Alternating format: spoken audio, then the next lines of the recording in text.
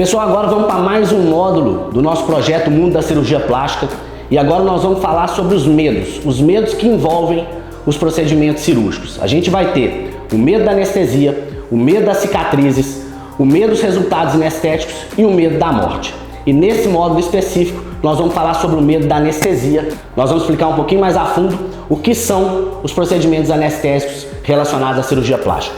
Então agora nós vamos falar sobre o medo da anestesia, do ato anestésico. O que é uma anestesia? Uma anestesia basicamente é retirar a dor da paciente para ser submetido a um procedimento cirúrgico. E basicamente a gente tem 3 tipos de anestesia que são utilizados em cirurgia plástica. Primeira é a anestesia geral, onde a paciente fica completamente inconsciente recebendo aquele ato cirúrgico. Segundo, é a anestesia loco-regional, é um bloqueio na coluna da paciente que é feita na raquianestesia ou na anestesia peridural. Vai depender muito do tipo de cirurgia que vai ser realizada para a gente definir qual das duas anestesias serão realizadas nesse caso. Mas basicamente esses bloqueios são feitos na coluna e o paciente pode estar inconsciente ou consciente recebendo essa anestesia, mas ele vai estar sem a dor daquela região onde foi anestesiada para baixo. E as anestesias locais, por exemplo, vamos operar a mama, vamos fazer uma anestesia local na região da mama e essa paciente também pode estar consciente ou inconsciente. Basicamente na cirurgia plástica, por ser um procedimento estético, por ser um procedimento eletivo, o nosso paciente se sente muito mais confortável de estar inconsciente. Inconsciente basicamente é dormindo, Ele pode estar inconsciente de forma leve ou inconsciente de forma profunda, que vai ser a anestesia geral. O que a gente tem basicamente na nossa prática do dia a dia? É o medo das pacientes da anestesia geral. Por quê? Porque antigamente a gente tinha algumas drogas disponíveis que a paciente demorava muito mais tempo para metabolizar essas drogas e para acordar após o ato cirúrgico. O que não acontece mais hoje em dia. Hoje as drogas são de metabolização muito rápida e assim que são desligadas essas drogas, as pacientes acordam, despertam de forma muito rápida. Então hoje, basicamente, a anestesia geral, no meu ponto de vista, é a anestesia mais segura que a gente tem para qualquer ato cirúrgico. Claro que nós vamos avaliar a extensão do ato cirúrgico, qual vai ser o procedimento realizado e a experiência do médico anestesista. Mas quando a gente fala em anestesia geral, basicamente a gente não precisa levantar os cabelos, ter medo, porque se ela for bem conduzida, é sim a anestesia mais segura. Aí o paciente pergunta muito pra gente: é na anestesia geral que a gente é entubado? Sim. O que é ser entubado? Ser entubado é a gente garantir a via aérea do paciente. O que é isso? É garantir que esse paciente não vai ter falta de oxigênio em nenhum momento da cirurgia. Por isso, sim, é a anestesia de preferência da nossa equipe e a anestesia mais segura que tem. A raquianestesia e a anestesia peridural, ao meu ver, são anestesias complementares à anestesia geral. Não necessariamente a gente faz só anestesia geral.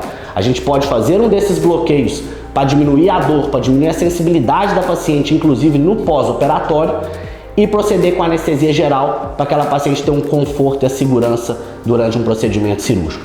E as anestesias locais são anestesias para pequenos procedimentos em áreas bem específicas, onde a gente define com a paciente, dependendo da extensão do procedimento, se ela vai preferir se manter consciente acordada ou se ela vai preferir se manter dormindo. Então, basicamente, a gente tem esses 3 tipos de anestesia.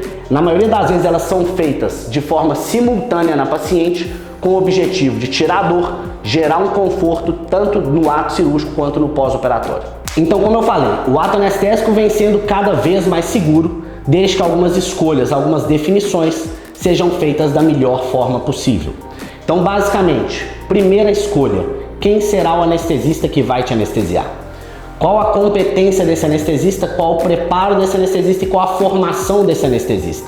Então, o objetivo sempre é que as escolhas sejam de um médico altamente capacitado e que tenha experiência de conduzir aquele procedimento cirúrgico da maneira mais adequada possível. Lembrando que provavelmente esse médico anestesista vai ser uma escolha do seu cirurgião. Então você não pode errar nessa escolha. Um pouquinho mais para frente nós vamos conversar sobre como fazer a escolha do cirurgião ideal. Então, a partir do momento que a gente tem um anestesista competente conduzindo o seu ato anestésico, a gente precisa de uma avaliação pré-operatória muito bem feita por esse anestesista, onde esse médico anestesista vai fazer uma avaliação completa da sua saúde, vai ver quais medicações você usa, quais tipos de alergia você tem, né? Como é que está a sua história de saúde? Existe alguma comorbidade? Essa comorbidade está controlada, está sendo tratada? Porque aí sim ele vai definir qual vai ser a melhor anestesia, qual vai ser a melhor condução para o seu caso e se aquele procedimento está sim indicado naquele seu momento de vida, né? Então toda essa avaliação pré-operatória vai servir para esse médico anestesista conhecer sobre sua saúde e definir se aquele é o momento ideal. A partir da hora então que a gente tem uma avaliação pré-operatória bem feita, nós vamos falar sim do ato cirúrgico, né? Da anestesia que vai ser realizada para o seu ato cirúrgico. Esse anestesista vai definir, vai ser uma anestesia geral, vai ter um bloqueio junto, vai ser apenas uma sedação como anestesia local, né? Definida essa anestesia, ele vai fazer a condução dela da melhor maneira possível, sempre ao lado da paciente e observando uma monitorização contínua dos dados vitais.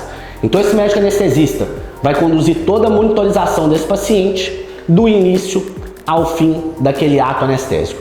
Finalizado o ato anestésico, esse paciente vai para a sala de recuperação pós-anestésica, onde geralmente ele é observado durante 1 hora para ele poder subir para o andar e ter seu acompanhamento clínico feito no hospital de uma forma convencional. Então a gente deve sempre pensar que o ato cirúrgico deve ser conduzido por um cirurgião competente, tão quanto o ato anestésico deve ser conduzido por um anestesista competente. Porque naquele momento, quando você estiver desacordado, o médico anestesista que é o responsável pela manutenção da sua vida. Então basicamente, para a gente finalizar, né, tanto o ato cirúrgico quanto o ato anestésico são atos realmente muito seguros, desde que as escolhas sejam feitas da maneira mais assertiva possível.